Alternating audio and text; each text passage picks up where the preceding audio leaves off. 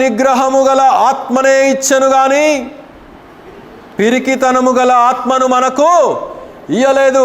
God did not give a spirit of timidity, but he gave a spirit of love and self control.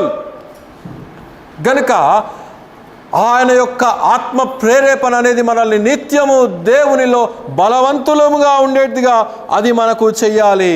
వీరు ఇచ్చినటువంటి ఆతిథ్యము ద్వారా, వీరు దేవుని సేవకులకు చేసినటువంటి పరిచర్య ద్వారా, వీరు వారి యొక్క గాయములను కట్టుట ద్వారా వీరి గృహానికి ఏమొచ్చింది? ఆనందం వచ్చినట్లుగా ఇక్కడ మనం చూడగలుగుతూ ఉంటున్నాం ప్రియులారా. 112వ కీర్తన మొదటి వచనం త్రిప్పండి.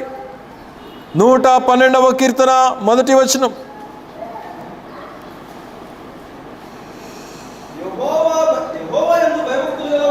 యెహోవా యందు భయభక్తులు గలవాడు